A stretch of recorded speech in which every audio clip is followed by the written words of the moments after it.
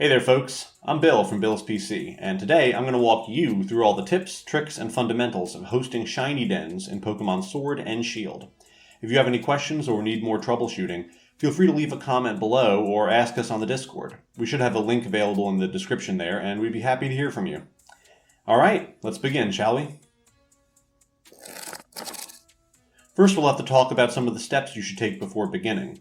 It's pretty simple, and you might know some of these already, but they're going to matter later, so let's get them covered. Probably the most important step to cover is turning off your autosave in the menu settings before beginning any of this. Autosave is useful, but the last thing you want is for the game to save at the wrong time and to cost you time and progress. Next, you're going to need wishing pieces. Probably not more than a handful, but I always like to stock up on a bunch, especially if I'm looking for a rare den with a purple beam, which usually takes several tries. The reason these have to be wishing piece dens, as opposed to normal max raid dens, is that wishing piece raid dens are more stable, and they persist even when you adjust the frame state or change the date. There are all sorts of ways to farm watts to buy wishing pieces with, but I kind of like Digging Paw best. He's just so enthusiastic. And speaking of purple beams, there are a few extra steps you'll need to take if you want to secure one. Make sure you set your text speed to slow to allow you to check dens without wasting wishing pieces. As a sidebar, if you want me to make a video on how to do this, let me know in the comments. All set up and ready to start? Great. Now let's talk about choosing a raid den and finding the raid den you're looking for. You may have some ideas, or maybe even people in your audience are requesting certain shiny Pokemon.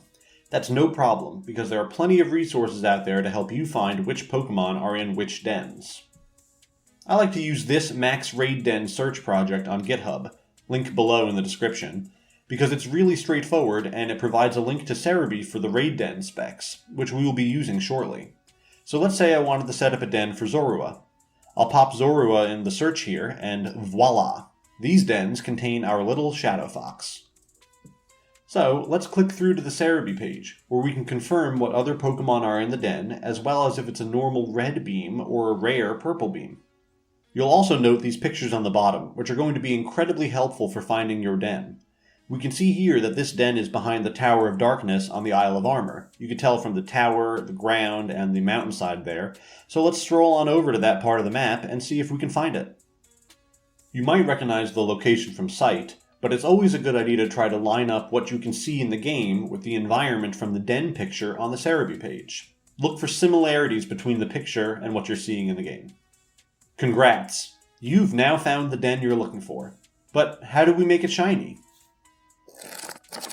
Well, first we're going to have to check the seed and find out a few things about our prospective shiny den, and that requires a moment to explain just what the heck a seed is. Simply put, you can think of every single max raid den in Sword and Shield as a sort of pile of information. Which Pokemon are in it, what their stats will be, what their gender is, their star rating, etc. One of these characteristics happens to be shininess. You could probably see where this is going, I think. The seed is the name for that pile of information that each den has, and there are ways to check each seed for how far away the next shiny in the den is, which brings us nicely to seed checkers, our next step. A seed checker is a switch someone has set up to receive a traded Pokemon and spit out all relevant information about the seed. Now, these will only work with Pokemon caught in a max raid den, as normal wild Pokemon or egg Pokemon don't have any max raid information attached to them. There are a bunch out there, from the infamous Doodoo bot to more modern, accessible versions, and many Pokemon Discords have seed checkers too, like Lux Raids or Pokemon Automation. They all work the same. They give you a trade code and wait for your Pokemon. So the next step here should be fairly obvious. Pop a wishing piece into the den, beat the raid, do not save your game, and trade your newly caught test Pokemon over to the seed checker. It should spit out some info for you, so you can make an informed choice from there. Namely, how many frames away is too far? This will depend on your patience, as well as which method you're using to adjust your frames. I like to do frame skips of 50 or less by hand, but when I'm using an Arduino bot to automate the skips, I like to keep my frame count under 7,000 or so, which is about an hour of bot skips. You may need to try this multiple times to get a shiny frame that's reasonably close enough for you to work with. Now you might be wondering, Bill, I've heard you mention the frame or the frame state a few times now, but what do you mean by that? Well, it's pretty simple, even if it is a little technical. Most simply put, the max raid den's frame is the current setup of a den per each date. You popped a wishing piece in and the Pokemon for that den is Pikachu. That's the Pokemon for that frame of the max raid den. If you advance the frame by one date, you push the max raid den one Pokemon forward in its data. There are a few ways to do this, and it requires putting the game into something that shiny hunters like to call the frame state. Let's take a moment to examine this, what the frame state is, and how it works. The frame state is a condition where the switch is sort of connected to the internet, but a little confused about how it's connected. This is valuable because if you enter the frame state, you can adjust the frame forward one step at a time by changing the date. Pretty straightforward, right? Basically, you can convince the switch to advance a max raid den forward one Pokemon at a time by entering the frame state and then changing the date. Neat, but how do we enter the frame state? It's actually surprisingly easy. Not intuitive maybe, but very simple. You just do a little move that I like to call the airplane mode bailout. Basically, it goes like this. Connect to the Ycom, start a link battle with no code, and wait for a match to form. When you see your and your opponent's character picks in the pre-battle screen, hold the home button and enter airplane mode on the menu that comes up. Make sure to turn off airplane mode again, and back out of the battle screen when it informs you that communication with the other trainer has failed. That's exactly what you want. Congrats! You just entered the frame state. But before you start date skipping, there is one more thing to cover. You're going to want to do this in a Poké Center, because they're way more stable on the game, and they result in less issues during the date skipping process. Got it? Good. Well, now that you're in the frame state like a pro, let's talk about how to adjust the frame state using something called date skipping. While in the frame state, standing in the Poké Center, press the home button and scroll over to System Settings, all the way down to Date and Time.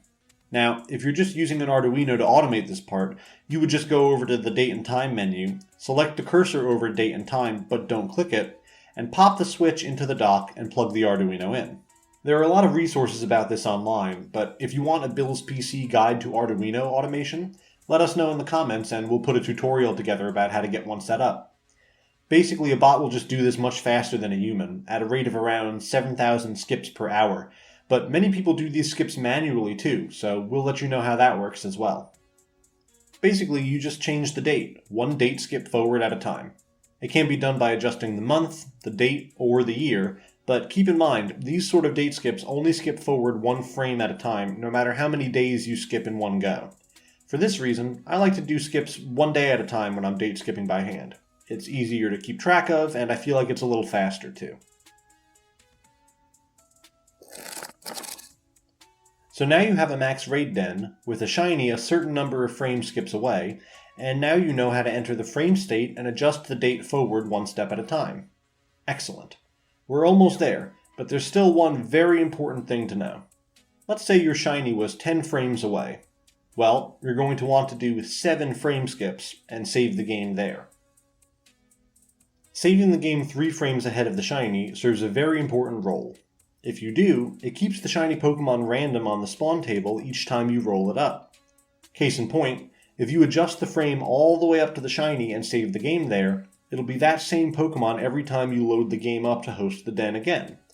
However, if you save 3 frames away from the shiny, you'll need to readjust the frame before each hosting, but the shiny will be a different Pokemon from the spawn table every single time.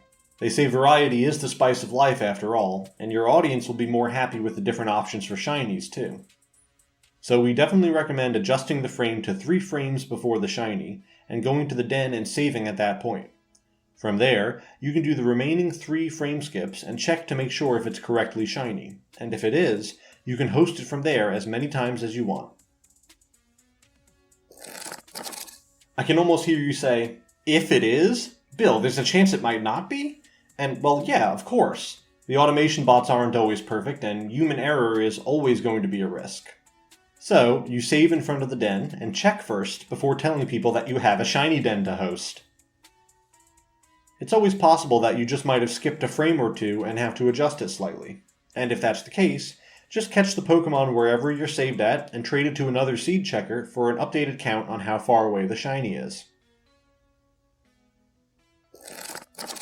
And then from there, well, now you have a shiny den that you can host. You'll get in the habit of just how the cycle works. Load the game, activate the frame state, adjust 3 frames forward, connect to the Ycom, set up a link code, share that link code with your friends or Discord or audience, and just host the raid out to whoever wants to join it. You can even host it locally for anyone in your household, any local friends, or even a spare Switch you have if you want to catch yourself some extras for trading or for your shiny decks.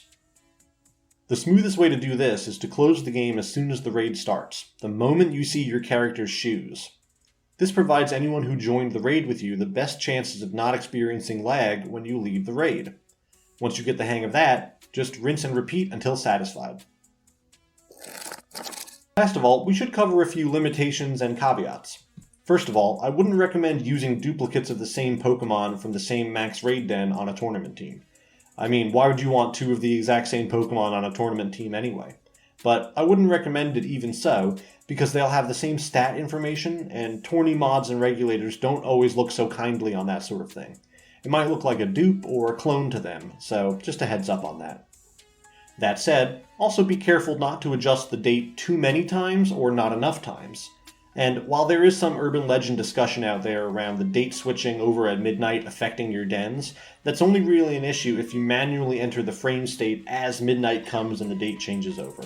And usually it won't matter as long as you don't overwrite your save, so you could just always reload your save and still have the den intact. If all else fails, you can use the backup save loading method, holding up and X and B at the start menu to load your previous location-based autosave. This doesn't always work at restoring the shiny den, but it does have a chance to do so, so if you lose your den or mess up your save, give it a try. Last but not least, there is an offline way to adjust the max raid den's frame forward. It's a lot less efficient, but it's helpful enough when done by hand. You just start the raid offline, click on Invite Others, and go to the home screen to change the date. This is a non-frame state way to advance the den forward by exactly 1, and is only really useful when doing the last 3 frame skips before shiny hosting. It's important to note that you do need to leave the raid and start another one for subsequent frame skips. I wouldn't recommend doing this for long hauls, but it can be faster than waiting for a random battle on the Ycom to then bail out of. Whew, I think that about sums it up. So, there you have it, from top to bottom, from raid selection to shiny hosting, Bill's super guide to shiny hosting and Sword and Shield.